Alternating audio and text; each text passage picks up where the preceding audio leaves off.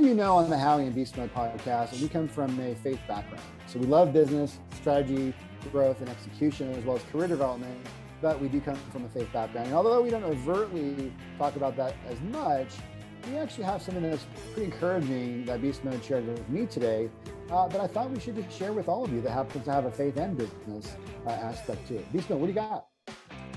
Yeah, so we were talking a little bit in our prep about gifts. You have a particular gift that God gave you, a foresight, seeing things in advance. But some of you may have been given a gift of wisdom or knowledge, boldness, whatever it is. And oftentimes we can use those giftings outside of for.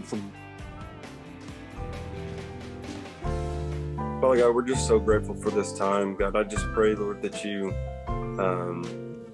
begin to soften our hearts, God, as you have a word for tonight, God. God, we just pray that we have ears to hear, God, and we just pray, Lord, that we just share with authenticity and with vulnerability, God, and just let you do what you want to do here tonight, God. We just give you praise in all things, God, and we just invite you in Jesus' name. Amen. Amen. Cool. Well, am I saying this name correctly? Sabra? Sabra. It's okay. Only like 1 out of 5 gets it right the first time. What's a cool name? Sorry, for the background noise. I'm actually commuting home. I'm only like 8 minutes away. Cool. I left early, but I ran into traffic, so. No problem. I think this is your first time though, right? This is my first time. I just joined, so I'm excited to see what it's all about. Very cool. And I think I read it. The intro is just like what I do and what I hope to get out of it. Sure, that'd be great. Okay. So I work for a finance company, and for the past few years, I've been managing a team of agents in collections. So like nobody really wants to talk to us about their car, and I had a team of about 8 agents here in the U.S. and then I helped co-manage our offshore team, which was about 30 people in Honduras. So that was a good experience. And now we're transitioning into a new market. So I'm going to be managing our sales team. And I've got like all these exciting ideas. And it's a new adventure for me because I got to handpick the team and I'm training and developing them myself. So it's a lot of pressure, but I'm up for the challenge. And then just about me, I hail from Fort Worth, Texas. I like to talk. I like to eat. And I'm just a happy person. Awesome. Good to meet you. Thanks. And definitely, sales. If you're moving into sales, there's some real affinity here. We tend to attract people who are starting something of some kind, entrepreneurial, or at least aspirational for entrepreneurs, and then just people who are interested in business and career as well. So those are all key areas. Okay. Good to meet you. Yeah. Awesome. Oh, I forgot. The other thing is, in another side of my life, I'm going into kind of like house flipping with a group of friends. We're just kind of easing into that. So that's another thing I'm aspiring to do. Yeah. Awesome. Very, very cool. And Belinda, you want to introduce yourself? Yes, I'm Belinda Feigum. I'm a dog groomer. You were on last time. I just didn't see your picture, so I didn't connect face with the name. It's okay. You don't have to share your video. It's fine. I just got off of work and I'm a mess. No, you're fine. You're fine. I have to see names a couple times. So since I didn't have the picture, I didn't connect. But yeah, good to see you again for sure. I won't have everybody introduce themselves, but we can kind of dive right in here. But the general vision of the group is business and entrepreneurship and career or ministry endeavors. Randy's is taking hers for more of a proactive ministry build out and sort of like supporting the entrepreneurial side of that, which of course is very entrepreneurial. So we'll get to know each other a little bit. But yeah, what we do is we really dive into a headline topic, have some scriptures, and then we discuss that. And then we followed up with prayer at the end. So yeah, that's kind of what we do. It's super topical. So Jordan and I co-lead the group. Jordan had the topic this time, which is sowing and reaping. Something that I think that the Lord was really speaking to him. And so we're going to have some scriptures to start off with. The Lord has kind of given us that as a pattern that we typically follow lately. He seems to bless that a lot. It's interesting, actually, the difference can be felt sometimes. So yeah, I think we'll just kind of go around the room and have people read. I won't get people who are driving just because that would be not safe. So maybe what we'll do is I'll read the first one, and then Dustin, and then Randy, and I'll show you what to read. And then Jordan, since this is yours, I'll have you read Deuteronomy 22 at the end. But we'll just kind of start with there. So again, the topic of sowing and reaping in terms of our career development or our endeavors, whatever our endeavors are, sowing and reaping is super appropriate because you have to plant things and then wait a period of time and then you reap something. And so it's super appropriate to anything around growth, as well as giving us sort of like the psychological and spiritual tools and truths to help us navigate the difficulties of that and to kind of persist. So the first one I'll read is Ecclesiastes 11:4, and that talks about he who observes the wind will not sow. It's funny, you can see what I've highlighted in my Bible here, but he who observes the wind will not sow, and he who regards the clouds will not reap. And that's from Ecclesiastes. Actually, I didn't realize that 11:1 fits really well too. Cast your bread upon the waters, for you will find it after many days. So there's that delayed effect of kind of reaping and sowing. And then here we learn about if you're looking too much at circumstances, you won't reap, or you won't sow, and therefore you won't reap. So anyway, that's my scripture. I'm going to go to Dustin next and ask you to read Isaiah 28:24. In fact, in this case, I copied the whole thing on you. You can just read from here if you want. Okay, can you hear me? Yeah. Okay. Does the plowman keep plowing all day to sow? Does he keep turning his soil and breaking the clods? Is that clouds or clods? Clods, like dirt clods. When he has leveled its surface, does he not sow the black cumin and scatter the cumin? Plant the wheat in rows, the barley in the appointed place, and the spelt in its place? For he instructs him in the right judgment, his God teaches him. That's incredible. How does that speak to you in terms of God getting involved in our process, in practical processes?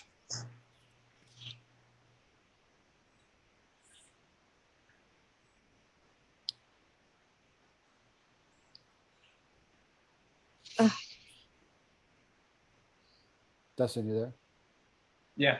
Yeah, does that speak to you a little bit in terms of, and hey, Dennis, but with Isaiah 28:24, does that kind of inspire you a little bit when you think about, wow, God actually teaches farmers the very specific details of navigating? I mean, does that kind of like speak to you about your own processes? Well, yeah, to me, like, you know, God's always working on us, working on processes. I believe even what's amazing is I listened to a sermon this morning from Pastor Hagee talking about how the Lord blesses you when you work, right? It's not that we can sit back and watch the clouds or watch the wind, but it's through the work. And when you work, that you allow God to be partnered with you essentially, and then teaching you why you work. And that just reminded me of, you know, he's always teaching us, he's always working with us and trying to bless us through that work. Love it. Thank you. And then Randy, I'm going to have you read Galatians 6:7. And I think Jordan was actually suggesting, Jordan, did you say that 8 might be good too? Yeah, 8 and 9 are good. Even 8 and 9. Okay. So I'll highlight these for you, Randy, just to make it a little easier. So if you can read 7 through 9, that would be great. Okay. Do not be deceived. God is not mocked. For whatever a man sows, that he will also reap. For he who sows to his flesh, of the flesh will reap corruption, but he who sows to the Spirit will of the Spirit reap everlasting life. And let us not grow weary while doing good, for in due season we shall reap if we do not lose heart. Okay, well, you can't smile like that and not explain. Why did that kind of leap in your spirit a little bit as you're reading that? Because I just got approved to buy a house, right? And now God's giving me a completely different strategy. So it's just funny because what I hear him saying is you sowed into like buying things, you know, like I have all these student loans because I just graduated, and so now you've reaped the debt of it. And, you know, yes, you can go and buy a house and double stack your debt, but the strategy is opposite of that. It's don't acquire more debt. You could easily go out and do it, but if you'll wait in my due time, my due season, and you just pay off this debt first, then what you will reap is debt freedom. It's just amazing. God is like a total out of the box thinker. The world, Praise God. pay off the debt, do the thing, and God says, no, pay off the debt, wait. Wow. It's amazing to me. That's amazing. Amazing. Jordan, I'm going to pull up the next one, but I think I'm going to, in case you decide to read more context, let's see, it was Deuteronomy 22, and it was 9, which I have highlighted, but then you'll have more freedom to move this way or that way if you want to. Sure. It says, you shall not sow your vineyard with two different kinds of seed, lest the yield of the seed which you have sown and the fruit of your vineyard will be defiled. Yes, which is one that I don't understand. But yeah, so how does that speak to you? I mean, it is about sowing and reaping for sure, but how does this speak to you? So if you're from a business standpoint, so when I read this, it's if you're running your business, you can't run it with integrity and run it with distrust, because the distrust is going to defile the integrity.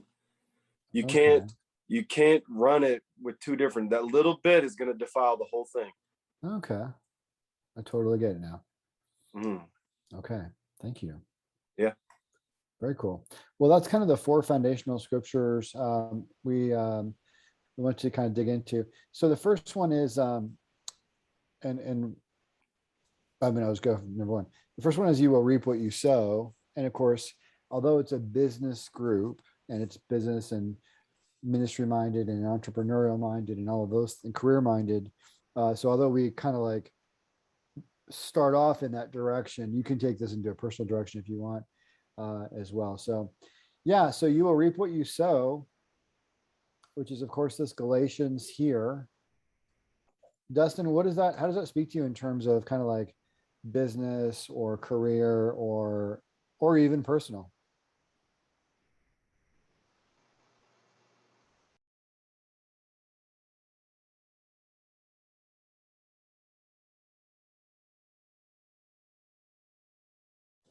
Dustin, you're muted.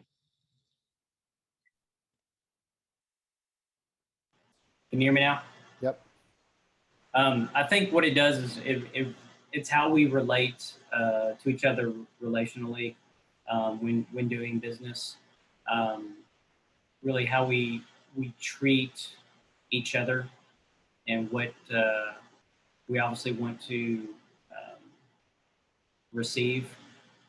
One of the big things of the company I work with is always treat people better than you expect them to treat you, and then in turn you get treated better. You know, it was a long time ago when I first got this job, and they had us do different training on how to do customer service, and they were talking about how a conversation can be different just by you smiling, because your smile can actually be transferred over a phone call. Wow, no kidding. Yeah, and people can tell. And the way that Also, you feel, the business that I'm in is very stressful, and just having a smile can just completely change your day. So it's really just, being relational and treating people better than you expect them to treat you. And in turn, you always get treated better. Wow. Yeah. That's really interesting. There must be some psychology with that. It's interesting. Who else would like to cover something on you will reap what you sow? Whether it's related to scripture up there that you're seeing or something that speaks to you. Yeah, what would you like to? I mean, honestly, Sabra, right? Sorry, I'm going to get that wrong like 11 times. I'm so sorry. But you're getting promoted right now. Okay. Yay. Yay. And so you've been sowing at work and a new opportunity came up and they're like, hey, we got to ask her about this opportunity, right? So I think you've been sowing in a certain direction and now something's happening because of that. I agree. I actually just got home. So for me, I think leadership is all about influence and relationships. And I really believe that when you treat people well consistently, no matter what, it comes back to you. Like it's not necessarily the specific person I sowed with, but that energy that I put out there. Like I feel like if you take care of God's children, he takes care of you. Mm-hmm. So really this opportunity came from the relationships that I've built with my boss, who's sort of my mentor, and his boss, and they really see the potential in me. And it's really more of like a lateral move for me, but this is the area of our business that's about to grow. So it's a really good opportunity for me to be in the spotlight. And that's where I think my next, my next move is. So I'm excited for all the opportunities, but I really believe that if you treat people well, it comes back. And also if you treat people bad, it comes back. Even worse. I had a situation. I'm going to kind of echo that with something. This is a little bit personal, but I had something happen at work recently that was really causing me some worry. And so I responded in email with the worry in the note. And I would say I probably didn't word it very well. And someone told me that. And someone suggested that I responded or reply to everybody and say, after thinking about this some more, blah, blah, blah, blah, blah, and kind of like making sure they understood what my intent was, even though I was worried, which was causing that negative reaction. I actually wrote it and I rewrote it before I sent it. So I tried to not come across as rude, and I still did. And so I wrote the nicer version, and it was very well responded to by that person and by, everybody else saw me responding that way. But then I took everybody else offline and I only replied to her. And I was just like, thank you so much for giving me grace and for having wisdom in this matter. I was just worried and, blah, blah, blah, like 2 sentences. Check this out. 2 weeks later, the VP of my whole company's HR forwarded that private note that I'd always sent to this person, forwarded that note to me and said, this really meant a lot to her that you sent this, right? And so I guess that lady had forwarded my, like, it wasn't really an apology, but kind of, she had forwarded that to the VP of HR who had been on the email. So it's not like it was weird. And so it's just like you were just saying, how you don't know where things might come back to you at work, but they will come back to you. And so now I look like this very conciliatory person because I wasn't trying to posture. I privately kind of apologized and was sweet, which is where my heart really was, but I was just under pressure originally. And so I can kind of echo what you're saying there as well. I recently heard a quote. I'm listening to this book by Robert Kiyosaki. It's like the 4 cash quadrants. And he said with goal setting, it's be, do, and then have. And he said a lot of times the reason we fail is we skip over B, like becoming a good person, and we just go through the motions and we're doing like a to-do list. And it's only kind of short term. And really, you got to focus on being the person that gets those things. So I really believe when you're the right person, when you're not getting credit for it, someone's always watching you. You just may never know how it's going to come back, but it just works out. Wow, that's good. Thank you. Very, very cool. Love that. Well, who else? I won't necessarily call in everybody. Sometimes I'll call in this person or that person, but yeah, just who else would like to kind of dive in here? Something at work, an experience you had, or just personal reflection. Who else would like to add to it? I don't want to move on yet. I want to have at least one more in here. Well, so my thoughts are that most people, I think naturally or maybe unconsciously, get the order wrong, right? So the kind of the prevailing mentality among Christians and non-Christians alike is that once the circumstances around me will change, I will do something better. Like once I get a better boss, I will be more productive for my company. Once I get a better job, once I get a better wife, once I get a better house, once I get a better car. But the reality, it works completely different. So first you become a better employee. First you start contributing to your company despite the circumstances, despite the boss, despite the challenges, despite whatever's going on. And then you get the promotion. It very rarely works vice versa. It's very rarely you're waiting and like, hopa, you get a promotion, and that's how you become more productive. You become productive first, and then the promotion comes. You become a better employee for your boss, and then your boss becomes kinder and nicer, whatever the case to you. Very rarely it works the opposite way, even though people for some reason expect this to work the opposite way, but it doesn't. Love it. Love it. Brian, for me, outside of business, I love Romans 12:21, where it talks about you overcome evil with good. And it's just one of those attributes where a lot of times we'll see something where, somebody's like, well, this person's mean to me, so I'm going to be mean back to them. Well, it's that just cycle of just continuing to get what's sown, where somebody or something can stop that cycle at any moment and say, nope, I'm going to deposit seeds of good, or I'm going to deposit seeds of gladness or victory or whatever right here, and start the cycle of getting something new. And again, it translates over to business, but I love it from that perspective of, if I want to get something different, because oftentimes we say, like Dennis was saying, I want to get something else.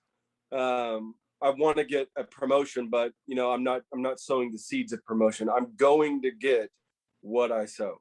And so, yeah, that's good. Good stuff. Anybody else want to jump in on this one? Cool. The next one is fascinating. Jordan, do you want to kick this one off? Yes, and so this one is it's whenever I was just thinking about it, it wasn't one that came immediate to my mind, but it's so simple. If you plant one tomato seed, you're not expecting to get one tomato. You're expecting to get multiple tomatoes from that seed. And that's just the way it works. You never get, it's not a one-to-one. And Brian and I have talked about that before, that, and especially when it comes to the goodness side, the goodness isn't a one-to-one. When things that are positive, they're not a one-to-one. And so you're always going to get more than what you put into the ground. And so while that is, when you think about it on the positive side, it's so exciting. If I sow one seed of joy, maybe I'll get 10 seeds of joy. But if I sow one seed of deceit, maybe I'll get 10 seeds of deceit that come back to me. And so it's one of those things that it's so positive, but there's a lot of caution that needs to be put in there as well. And sometimes, like for me, like, again, I had a decade of running from God, a decade of just sowing poor seeds. But what happens is, as I'm sowing and I'm spending time and I'm doing the right things in this season of sowing positive seeds, I'm drowning out and I'm cutting out those seeds from the past. And so I know that in due time, that I'm going to get far more than what I'm seeing. It's not the balance is going to swing the other direction. Yeah, Robert spoke years ago about how people are saying, well, I turned to God and, my business is still failing, or my marriage is still failing, or my whatever is happening, or, I'm still, overweight, or whatever the problem was. He just kind of, if I recall, it's been years, but I think he gave a lot of examples. And he said exactly what Jordan just said, which is like, you have to sometimes reap some of that fruit, right? God may spare you some of the circumstances, or deaden it, or give you grace, or give you some help during that, but you're going to actually reap some of that stuff, right? I mean, he's not going to stop Susan from being pissed at you because, you cussed at her last year. Sorry. God's not going to take that out of her heart. You're gonna have to go win that over. You have to reap that for a while. And she's going to be a jerk to you in the hall. It's going to happen. So we have to sometimes reap some of those things. So yeah, I just echoing something that Robert said years ago, Jordan, really in line with what you're talking about. And that to me comes down to part of the patience of sowing and reaping too, as well. And I struggle a little bit. I don't want to be too specific here, but sometimes, let's just put it this way. Sometimes at work, so I manage a sales team, and I have for a long time, and different sales team members seem to be paralyzed in their activity with, for example, prospecting for new customers and stuff like that. And I can't really diagnose sometimes why that is, because it's their responsibility to do that.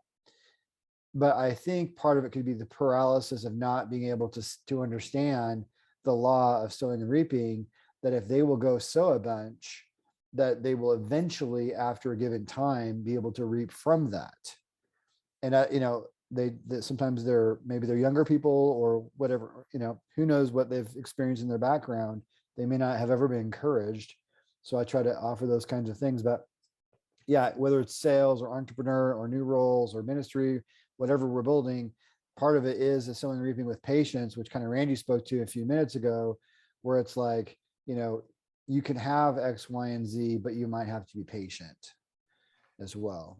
So anyway, I a little bit got off track of what you were talking about after I first complimented it. But yeah, good stuff, Jordan, for sure. Who else would like to cover something on this? You will get more than what you sow topic.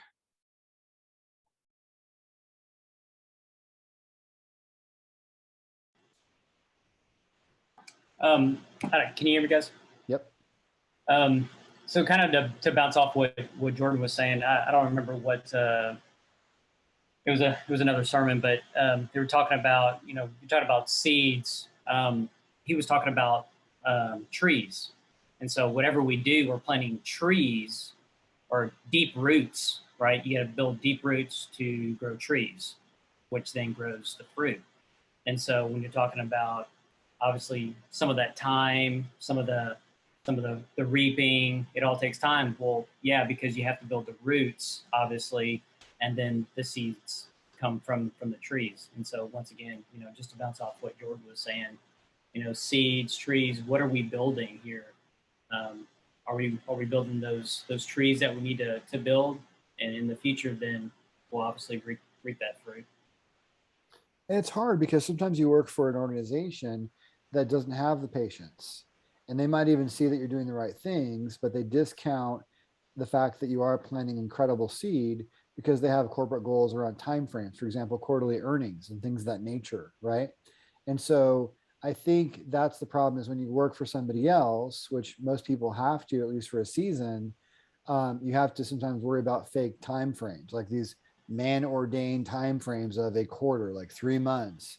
And you're like, okay, well, for me to turn this around, for example, taking over your new sales team, you might say, okay, it's a brand new thing. I know you want to have a lot of results in 90 days. The reality might be it's longer than that. I can get it higher to 90 days and I can have some efforts going out, but it may take a period of time. And so it's almost like, as believers in business, we have to be positive and we have to work hard and we have to be disciplined and diligent, but we also may have to educate those who don't have faith and who don't have necessary, that patience. So, I think some ways to navigate that, and Dennis, this is probably up your alley too, which is like doing a good job reporting status so that they don't just have a black box that, this is taking forever. And we don't know what she's doing, but it's not there yet. And it's like executives talk among themselves. And so it's like you being proactive reporting can be, one way to help out with that process. Yes, what Brian just told, it actually reminded me a very fascinating academic research. And basically the research started with a very simple premise that all employees, well, I should say like all good employees, like all the employees that actually trying to move the organization forward, not just like living paycheck to paycheck, in essence, at every point of time, they're doing one of two things, right? They are either producing, so they're like milking the cow, or they're building production capability. And obviously the premise is that you cannot do both at the same time. Like, so at any given point of time, you're either producing or you are building production capability to build more in the future. And their successful track, like if you look long-term, if you look 12 months, 24 months, is that your first 3 months, you really want to build production capability. You want to like build this basis, you want to get things efficiently. During this 3 months, you will not be producing. So kind of results standpoint, things actually start going down. So things start going down in 3 months, they stabilize, and then they just start going up, and they go substantially higher than if you just kept everything as a status quo. So this is called getting worse before getting better. This is the right thing to do. What happened in corporate America specifically is that a new manager comes into a particular role and he is pressed to deliver results. So he starts pushing the envelope. He starts milking the cow, like milking like really almost to its death. So now the curve starts going this way. It gets there for about 6 or 9 months. And then it sort of starts declining because you're not spending time building your production capability. And so things just start deteriorating nature. And it gets to status quo in about 18 months. And now, Brian, question to you, what happens with the guy who took the role and things went up in 18 months? I can't guess what you're going to say. He gets promoted. Just tell me. Okay. Yeah. He's gone. He's gone to the next cow, which he starts milking again, and it starts giving, and ultimately the organizations are just destroying themselves. Instead of saying, look, for the first like 3, 6, 9 months, we really don't want to milk this cow. We don't want to milk it to death. We want to spend time. We want to build the basis. We want to build its production capability, and then things will just start ramping up. But this 18-month promotion cycle in the United States is literally ruining organizations, like literally ruining. Because people just come, they just start reaping the production benefits, and by the time results show up, and by the time consequences show up, and they do, they naturally always do, those people are gone. And somebody else is now have to deal with that cow. And now you have basically it was no an absolutely pipeline. insightful research to me. And this is based on like real organizations, like real people went to real organizations, and so this happened over and over and over again. Wow. That's too much for me to type and keep up with you on. Yeah. But it was incredible, and I'm going to go watch this again, by the way. Can you tell me so you're either producing, or what's the second word? Well, so there are two strategies: getting worse before getting better, getting better before getting worse. And you're balancing P, which is production, with PC, which is production capability. Oh, okay. Okay.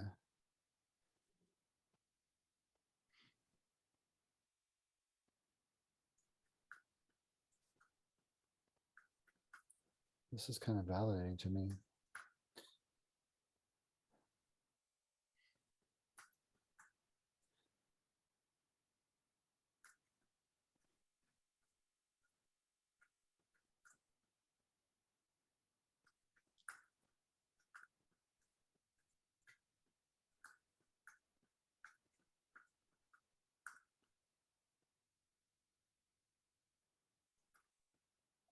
So as a side note, this actually doesn't work.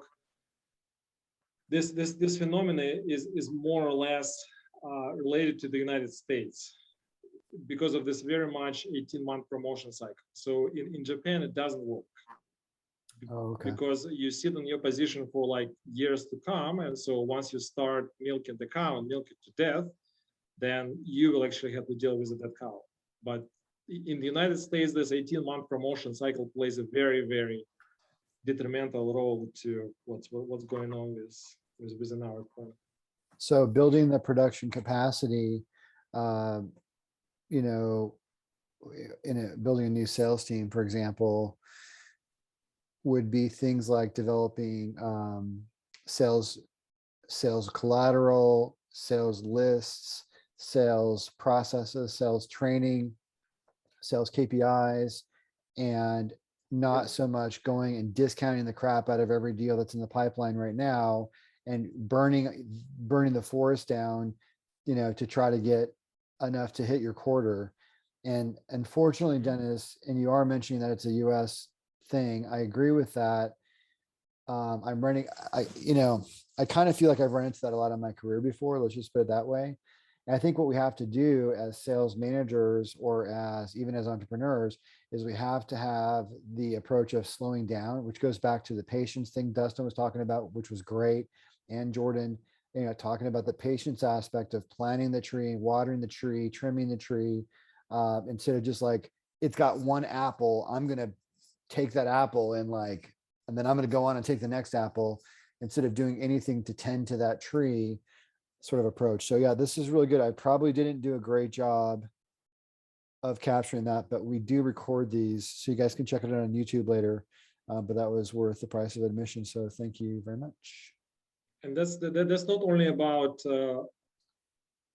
how should I say, machines, but it as much relates to your people, right? So you can take two approaches. You can take a new team and then you spend time and kind of figuring out why your team is struggling, how to unblock, and teach them the best practices. You do standardization, you kind of do a lot of things. And while you do this, things don't move, right? So you're not delivering.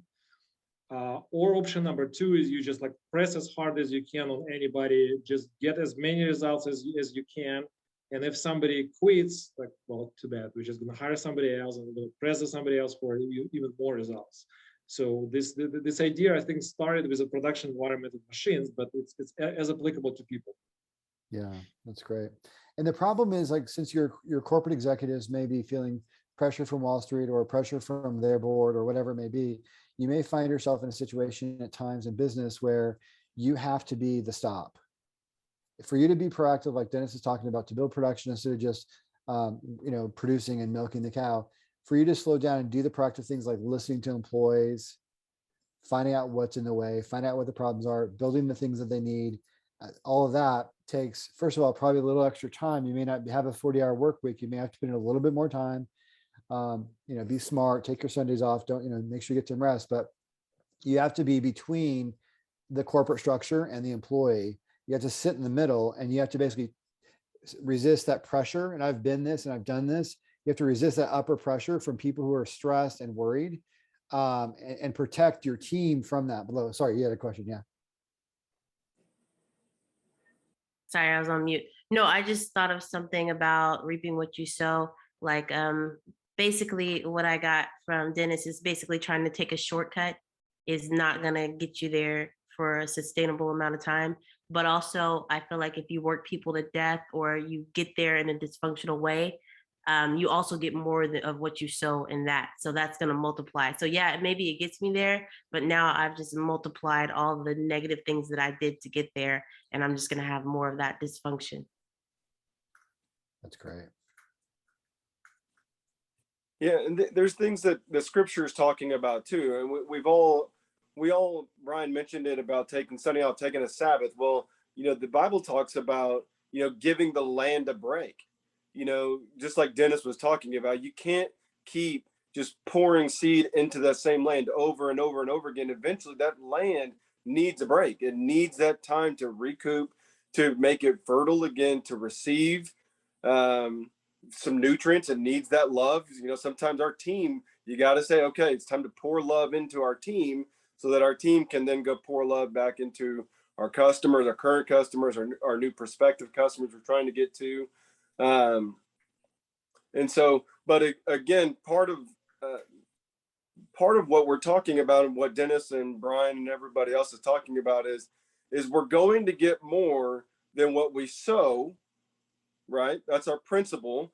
I mean, I got 2 fish, 5 loaves, and I'm going to feed 5,000 people, right? I'm going to get more than what I sow if I do it God's way. But going into point number 3, if I harvest early, this principle is null and void. If I do what Dennis said, if I go in early, if I go in and take the fruit before it falls from the tree, this principle number 2 is no longer valid. You are not going to reap more than what you sow if I go early. And so you will reap in season if you wait for the season. So if I'm sowing my seeds of good in to overcome evil, but then all of a sudden I stop sowing my seeds of good and I start sowing my evil, I'm no longer going to reap my good that I've been sowing. It voids out. It goes back into that Deuteronomy 22:9. If I'm sowing a business and I'm sowing with integrity, and all of a sudden I decide I'm going to start taking shortcuts, my shortcut now null and voids my time of integrity. And so and we all know that big portion, that chunk of Ecclesiastes about there's a time, there's a season for everything. And again, that goes into what Dennis was talking about. And there is a time where we're heavy on the phones. We're heavy in prospecting. We're heavy in that. Well, there's a time on the other end where it's a heavy reaping season, and it's just as much work. Sometimes we want to pretend like the reaping season just, comes in like it's, Christmas from Amazon or something, but that's not it. There's a lot of work that comes in on that as well. So good. Yeah, I'm guilty of this point that he's bringing up. I mean, I've taken things early. So, being in the sales world for as long as I have, and having, like I said, that pressure from above, I'm trying to, protect my team underneath that, from that pressure. And I can't always do that. And sometimes I will get polluted by that pressure myself, and I'll start acting that way. And I don't abuse anybody, but I might, for example, discount the customer heavily to bring it in early, right? Versus if I just would have waited for the right timing, I would have gotten more value out of that transaction for the company. But I felt, the desperation of having this huge quota to hit and these corporate goals and hearing about it twice a week, every week, and pressure, as well as my team members have to feed their families. And so I'm feeling the pressure that I got to do unnatural stuff. And which the problem is sometimes the unnatural doesn't even work. So now I've discounted it permanently and it still didn't come in. And so, yeah, there's a really good point about allowing that season to happen. And I feel like I can ask the Father about that. I think that's the takeaway, is like, I need God involved in my business, and I need to be praying about specific transactions. I did today. I have more than once this quarter. We only have 3 weeks left in this quarter for us. And I am praying by some of the deals by name. But this is a helpful dimension for me to think about even this quarter, that I can apply and say, am I trying to take this early? Is this God's deal for us right now? It's my responsibility to close everything possible, but I also don't want to necessarily burn down the company value and give this stuff away just because I have some goal and there's maybe like this long shot at making something happen. Randy, Yeah, what if? Oh yeah. My example is eating a green banana. I think Yeah. we all know what happens if you eat a green banana. Does it fill the void in your stomach? Sure, but the residue on your teeth, the bitter taste, it's not worth it, for the immediate nature of getting my stomach full. I don't even like it, and most of the time you don't even finish it. You throw it away. And so again, if we just let the fruit, let whatever's happening come to fruition, then not only will we be satisfied for our hunger, but it's going to taste better. It's again, there's so many more benefits. So go ahead, Brian.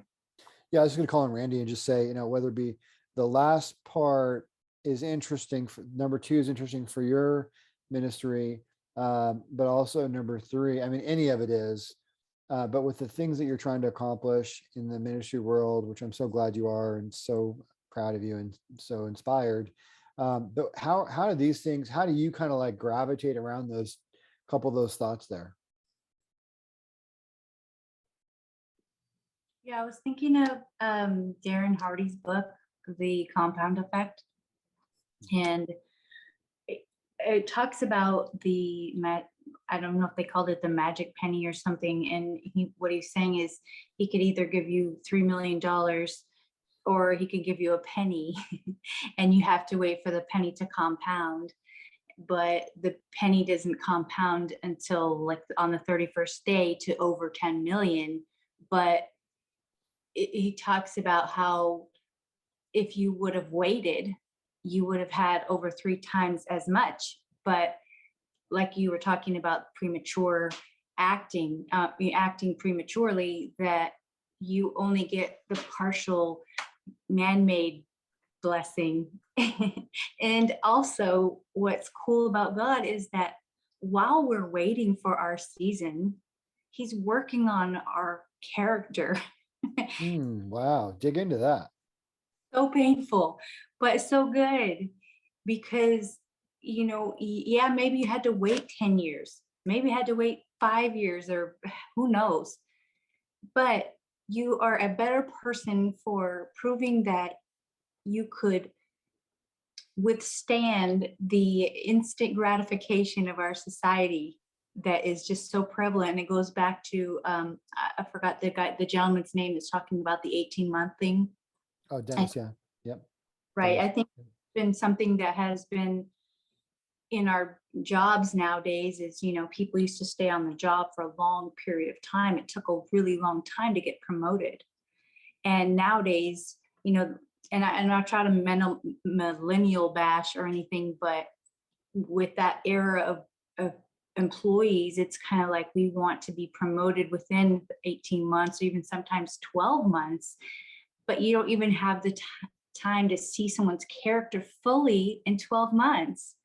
You know what I mean? So I think it's beautiful to watch how God creates in us his character while we're struggling through waiting. And it's painful, especially if you're like, I'm an action person, so for me it's so painful. I just want to jump. So I need not procrastinators around me, but analyzers. They're like, calm down, we're gonna wait, you know,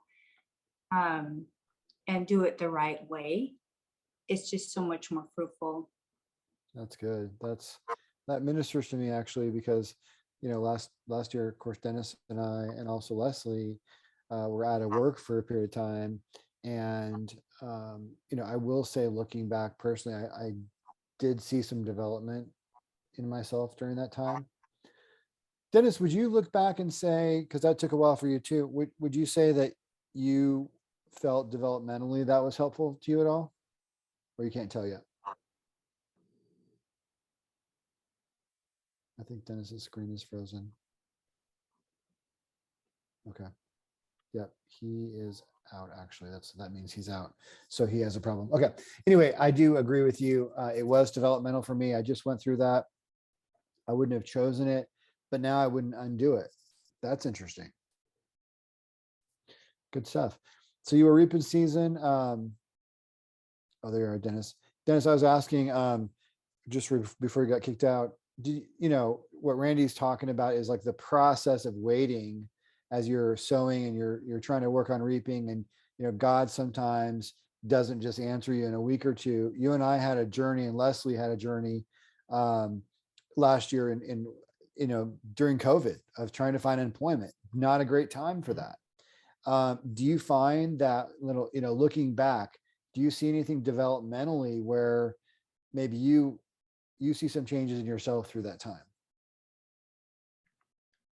Well, yes. If I kind of look retrospect on my career, all the steps, they have been logical and they have been like steps up, even if at the moment it seems like it was waste of time, it was like going nowhere, it was just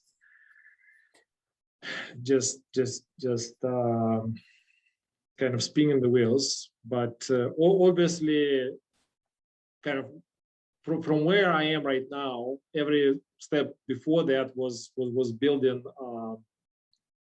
up to this moment, and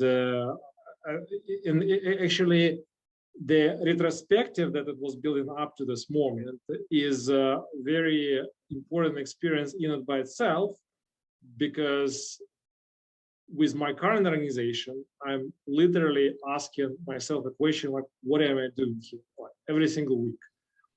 And just the realization that at some point of time, this kind of chapter of the story will be over, and looking in the rearview mirror, I would definitely say, well, okay, I now kind of with the benefit of the hindsight, I definitely know what I have learned.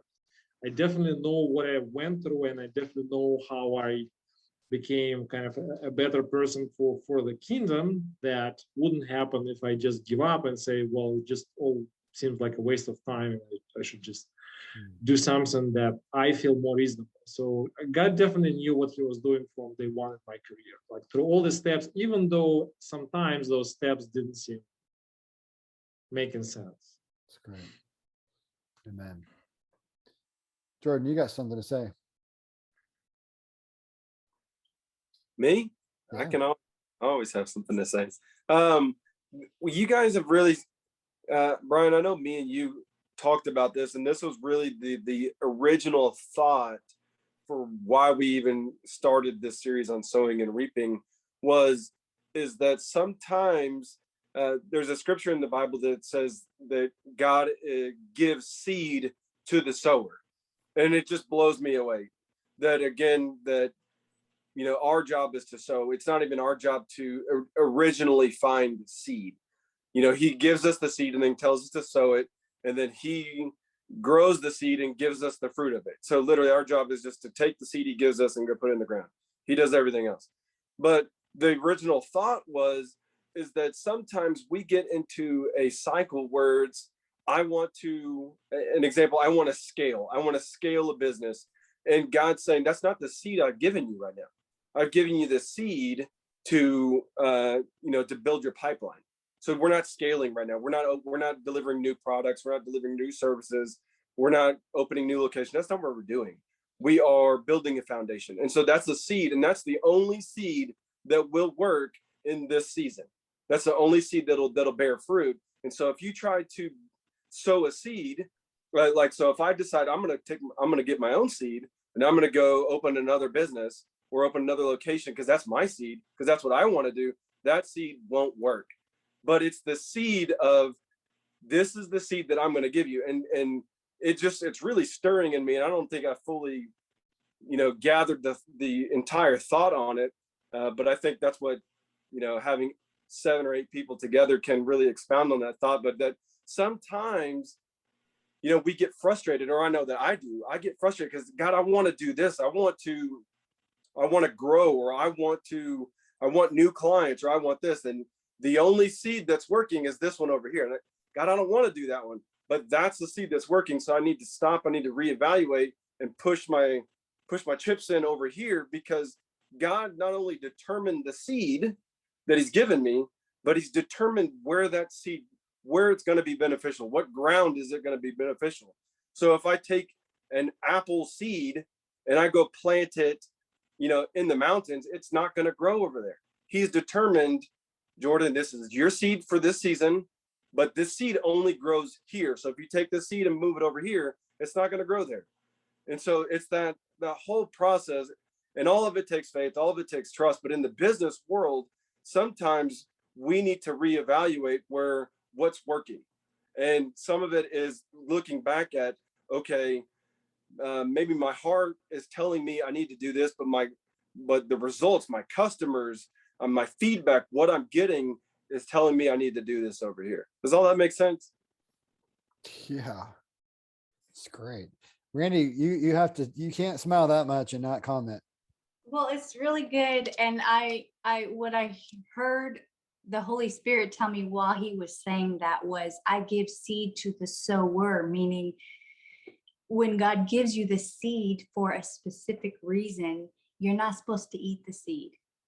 You are supposed to sow the seed, because, if we eat the seed, for our own selfishness or whatever it is, like he was talking, it does come up null and void. But what prompted in my spirit was that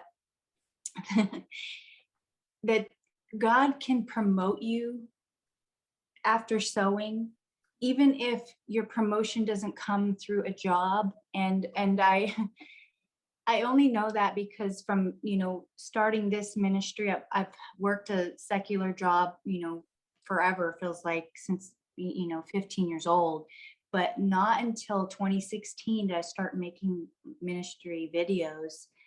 And I kept making them and just year after year after year, and, just not seeing much fruit, right? And then of all years during COVID, God was saying, you have sown all these years, and now I'm lifting you. And not only did he promote my ministry videos, and this is the example I'll give you, they went from like 20 or 30 views on each video to like 1,000 on each video. And then not only that, but the job I have now is literally a $20,000 higher than my last job. So it was like God promoted me, but I didn't get promoted through an employer. But I sure as heck call that a promotion. And it was just like, he said, you have been faithful in sowing, even when it feels like, you just feel like it's never happening. What am I doing? Am I wasting my time? Does anyone care? What, in due season, in due season, he will lift you up. But it's just that we don't want to wait. We want to put that thing in the microwave and zap it up. It's just amazing. It's amazing how many people probably do quit whatever they're supposed to be doing because they don't see it, when you've been doing that since 2016 and you're starting to see some results that are very encouraging. But how many people maybe would have quit? And so, that's a long 5 years is quite a bit of time. So yeah, the patience, I see how the waiting can be a key for sure.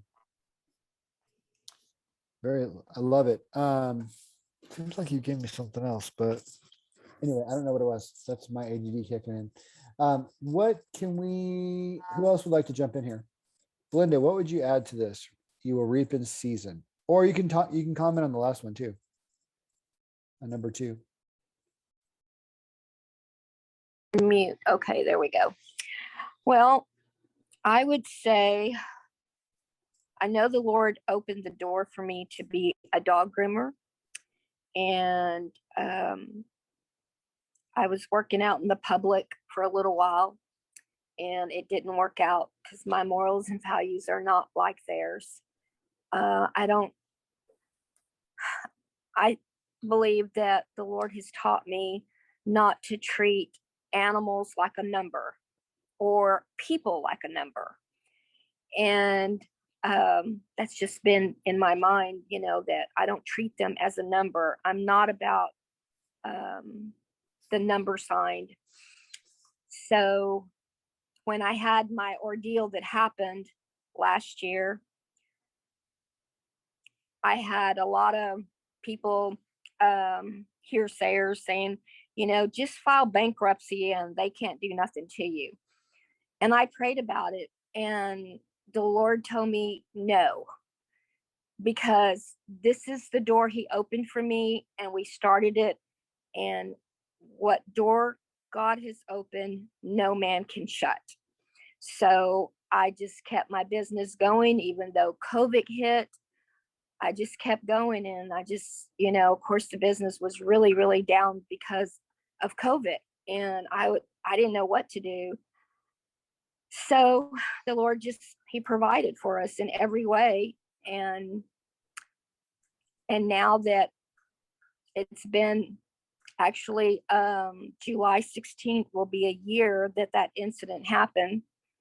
And my business has been growing, and, I have to sell myself. I'm the salesperson. I have to sell myself to these customers that I'm going to take care of your animal. I'm going to make your dog look as beautiful as I would want mine to look. So I have to sell when people call me every day. I answer the phone or I'll call them back. You know, I have to sell myself, you know, to them basically when they don't know me and all they have is hearsay, which I get a lot of word of mouth, that's a big blessing for me. I don't have to advertise. It's just word of mouth. And since we are in an area where there's all kinds of neighborhoods that are growing, you know, that are building houses and people are coming in, that's how my business is growing. And I know I've been in business now for going on 20 years. And this past COVID has been a really, really hard. And then with the incident that happened, I mean, I didn't know what to do. I was on my knees praying, you know, what did I do wrong? Just basically at God's mercy, you know, because I didn't know where else to go. So, but he has truly blessed me. Even I just kept going, you know, he just told me, just keep going. You keep doing what you're doing and they'll keep coming back. So I have to sell myself to every customer, new customer. Like I had a new one today. And I asked him, how did you hear about me? And he said, the neighborhood watch on they have like a neighborhood watch, you know, like every neighborhood has a neighborhood where they all, you know, watch each other. And he said that he just asked for a groomer, and if anybody knew a groomer, because he was new to the area, he's out of country, so he didn't really know where to go. And I said, well, that's nice, you know. I like, you know, to hear the feedback because it does make me feel better, feel good. So Is it paying the bills now? oh yes, tremendously. So if you think about this, the common thread that I'm seeing here is that Randy kept going, right? Yeah. Back to Dustin's point about planting a tree, Right. Back to Jordan's point about patience with, you know, an expectation of the tomato plant leading to more tomatoes, etc. You're having the same outcome, which is like through patience. And yeah, you had to have a downside, you know, you had to go through a struggle, but you got on your knees, right? Yep. Randy got on her knees. Y'all got God involved in your situation. Yes. And you kept on going. You didn't quit. And I think whether it's not just a millennial, any of us can have temptation to quit, honestly. Oh yeah. And, so praise God that you're Yes. here with it. Think about it, what you just did, right? You just have a testimony Yes. on a business group. You're able to share how literally God in your business. Honestly, we don't have enough stories of God in business these days. We really don't. Yeah. And so thanks for sharing that, because it gives me like some fire. Both of y'all did, and all of you guys have, but it gives me some fire, which I need to hear as well, because I'm kind of in the building. I'm in that season, Dennis, where I'm trying to produce, but I'm also trying to build production, and it's hard to do both. And I'm trying to look ahead and have that seed planting the tree. I'm trying to do that. And and I'm trying to be on my knees as well. So that brings us great to the next point. I think I will lead off on this one. It was the only one I contributed to our plan, which is something that's very special to me. So God can teach you how to sow. So I mentioned earlier how I'm praying for some specific deals, but I've also been praying for, you know, processes and things of that nature. I'll lead. I probably won't even. I already read you the scripture that it's related to up here. If you want to check it out later again, Isaiah 28:24. I think that might be 24 and 25. But anyway, that's the area. And it talks about, you don't sow all day, you don't break the clods all day. You know, there's different processes in farming, and I'm no farmer, but there's a lot of process. It's actually kind of technical, to be honest. I mean, it's a science. You go to A&M and these colleges, it's like 4-year degrees on farming. I mean, it's a big deal. And what it talks about here is that, you know, God doesn't just help us with spiritual matters, but God teaches us even in our businesses. And of course, the Isaiah example, they didn't have like collection financial company, they didn't have that. They had farms. So he's giving you the business example they had at the time, but it talks about how God teaches him. So I'll tell you something that happened to me, Jordan. This is what I was going to tell you later. I'll just tell everybody right now, but I was doing some, I've been going through a shoulder rehab situation. So I was doing some stretches upstairs about 2 weeks ago, and I was I talked to you how I'm facing the corporate pressure. By the way, I actually work for a really friendly company, but they have goals, they have corporate pressure. And so no one's treating me wrong, but there's pressure and huge goals and all that. And so I'm trying to spare my team from that. I'm trying to like work on them independently and kind of take that pressure on me. And so I was feeling that pressure as I'm doing my stretches a couple of weeks ago, and I suddenly saw this vision of God, and it's not much of an image really, but I don't know how else to describe it. Kind of like this vision of God is really, God's really got this. God's really involved in the business. I'm not alone in this business, and I just responded. It just came out of my mouth. I said, "I believe you, God." And I discussed that later and I felt very inspired when I said that. It felt like, and in fact, by the way, it all lifted when I said that. I believe you, God, and then it just lifted off of me. So it was like this sort of this vision or something with the response, "I believe you, God," and then like everything lifted. And I talked to my wife about that later. She said, you don't just say "I believe you" to somebody out of the blue. You say "I believe you" in response to them promising something. So the vision was a promise of his help, and your response was that I believe you, God. And so I've been operating in 2 weeks, for 2 weeks now, with the same exact circumstances and the same exact pressures, but with this opportunity, let's call it a refuge, that I keep returning to, of peace based on a promise, and of peace based on my trust in God, based on something he did for me. I can't describe something he did for me. And so I have this faith in God that's setting me free. And so I keep deploying it. Now, listen, it keeps coming back to me. The pressure keeps coming down and all that kind of stuff. So I'm having to kind of go back to that. And I'm having to say, no, we covered this. Well, it actually happened the other day. The other day I'm having this quiet time, and I'm thinking about, I've got, 10 I've got headcount for 10 employees, and I've got a couple that are missing, but we're trying to hire them. Actually, I guess I have 9 as of August 1st, because we hired somebody. So I've got 9 employees, headcount for 10, and they're kind of a younger crowd. And so I'm having to deal with different dynamics that are not always the same as I'm used to. And I'm having to kind of like be patient and try to like figure out how to crack the code of like getting enough production out of them, but also being the kind person that I know I am an encourager. I am an encourager. But I also have to, I need you to work hard. Like, it's kind of like both sides have a picture here. And so if cracking that code of how to support them and get enough production to build the future business that we need. And I was sitting there talking to the Lord about that, and he just released me like that. And he was like, that falls under the same thing, Brian. The same thing. You can say, "I believe you, God," about that. And I just did. I just released that to him. It was like the next revelation in the series of like, not just me hitting my quota or being not fired at work for, having sales goals, which I kind of got released from the first time, but it's also now like at a lower departmental level of like, I'll teach you to work with this team, and I'll help them to understand what you're trying to do and how you're trying to help them and how they need to work and how these different things. I'll help you at the local level too. So the great thing is like the revelation of God's help applies here, as we saw in Isaiah 58, where God teaches the sower. And so that's the lesson I'll leave with you guys, just from Brian's little story. And I'll just put it down here. I'll just say, like, Brian's story, vision and "I believe you, God," that set me free. That's all I'll say about it.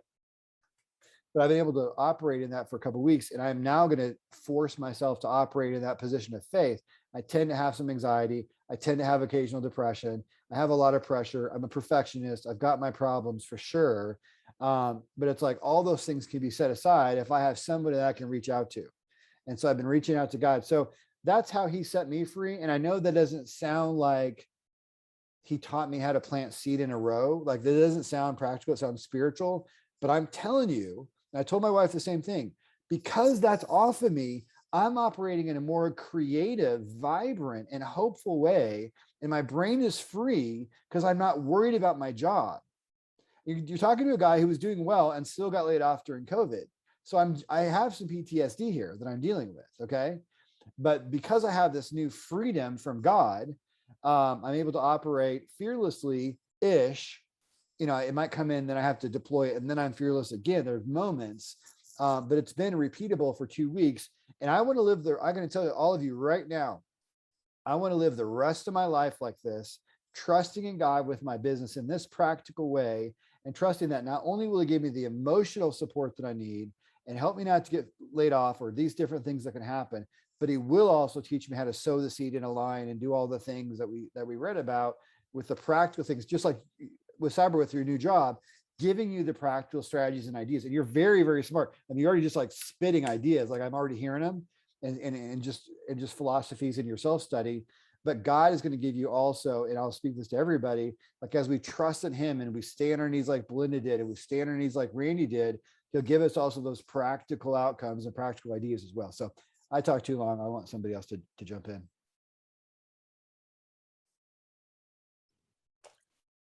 For me, it kind of all ties together. I really like how you said that God helped you. I think sometimes He wants to remind us that like you can't do it without Him, and He's the one doing it. But I think that the season and Him teaching you how to sow kind of go hand in hand. Because goodness, if I'd had the opportunities that I have right now when I thought I was ready, it would have been a hot mess. Just a hot mess. Because in my mind, I'm ready. I'm like, no, just throw it at me. I can do it. I'll figure it out. Because I'm a person of, I think Randy said she just likes to move. I like action. Like I want to level up, but it takes me time to learn how to sow so that I can be ready to reap. And then I had something else that I know it's out of place, but what really stuck out to me was He said, I give seed to the sower, but He doesn't give seed to like the person that's not going to sow. So if I'm kind of impatient and I don't want to sow and I just kind of want to throw all the seeds at the ground, He's not going to give me seed because I'm going to waste them. Say that one more time. Oh, so I said, if I'm going to waste the seed, He won't give me the seed. So if I'm not prepared to sow it and I want to do my own thing and I want to throw my seeds at the ground, or I'm going to set them on a shelf and try to find some new way to grow plants without sowing seeds, then God's not going to give me seeds and I'll have nothing to reap.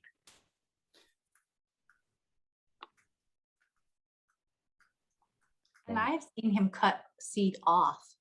I have seen Him Oh, that hurts. Just said where you were going, everything was going great, and you're on the high horse, so to speak. You got all this extra, but then you're not using it to further the kingdom of God. It's like, the why. Yep, it's the shut that hose off, girlfriend. It's over, and then you learn, hopefully. Yeah, well, I like what I can't remember who said it, but he said He gives us the seeds. All we do is sow them. But if I think that I'm providing the seeds and I get too far, then yeah, He cuts me down and reminds me that I can't do it on my own. I need Him to give me the seeds so that I can sow. Jesus has the parable that he talks about where the man accumulates all this wealth, and then he says, I'm going to go increase my barn sizes, and he says, you fool, tonight your life is demanded of you, and so that's it right there. So I had an incident several years ago where I had an extremely large windfall, and talking about not being prepared, I was really thinking that I could manage money and knew what I was doing, and later on, like most people, I lost that just as quick as I had gained it. And through that process, it really humbled me, and I realized, like, God, I don't know what I'm doing. I have no idea. Can you teach me? Please teach me. I don't want to do this again. And, the miracle in my life is that not only was I able to achieve the same goal, but I've surpassed what I did before. And it's through that process and through that the building of the character, that he was able to trust me with that seed again. But he's always testing you. Everything's a test. You know, he's testing the sower. You know, is the ground fertile? Is you know, the mindset of the sower? He's always testing. He's always looking, because he's always with us. And I don't think we should ever forget that he's always with us, and he's watching us, and he's testing us. I Justin, really, I'm sorry, I didn't mean to interrupt you. Nope. I was going to say, I don't know if you want to move into prayer. We have to pretty much. Maybe a couple quick last comments, but we do have to move into prayer, guys. By the way, this has been amazing.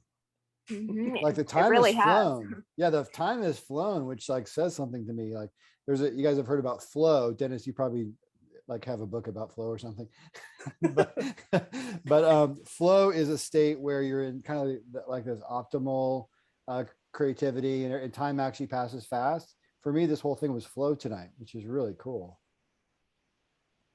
I just wanted to say that that I really believe that the Lord has showed me to really depend on him, because 6 years ago we bought a ranch, and it was only our second year there, and I fell and cracked my collarbone, and I was out of work for like 6 months, and I'm the only one that does my job. So he really taught me to depend on him through this whole 6 years that we bought this ranch. I mean, it's just been like incident after incident, but the whole time he's taught me to keep my eyes on him. And every day I had to keep my eyes on him. And he showed me, there's a devotional in my Bible where when you go out in a big ship, you know, and the waves are so big and you're getting seasick and you can actually see the waves. Well, he said, just like a sailor, when he's in that ship, he keeps his eye on the sky. The same way, when the waves are really high in my life, to keep my eyes on him, and he will keep the waves down. And he did.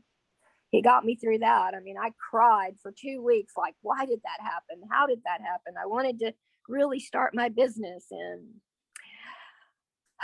I had to wait. So in this past 6 years, he's really showed me how to really depend on him.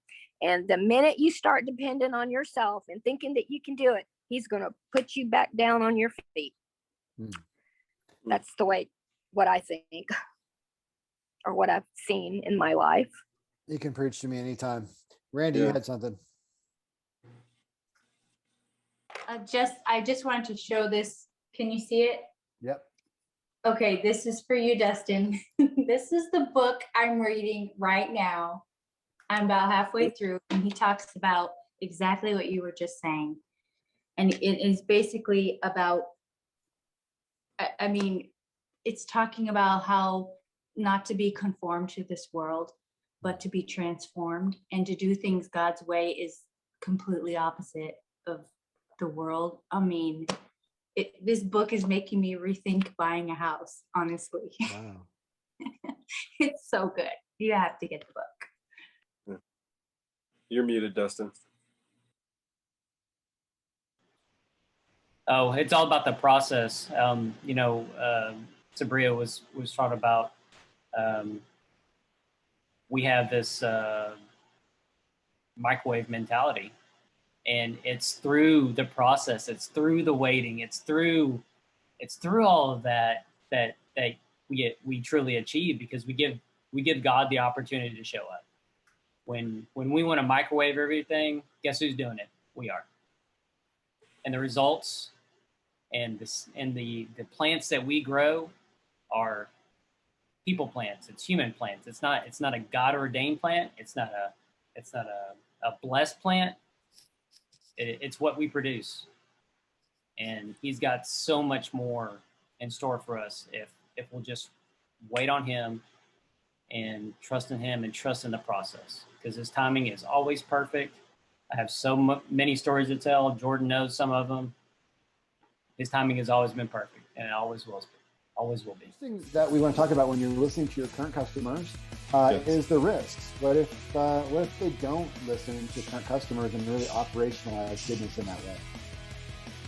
Yeah, before we just jump to the obvious risk, kind of one of the biggest thoughts I had is if I'm not listening, if I'm not staying in that pursuit of the customer, somebody's pursuing my customer. And somebody's listening to their complaint. Somebody's listening to it. Or quite frankly, if they're not listening, they're actively telling somebody. And in any relationship, and again, we're talking about business, but think about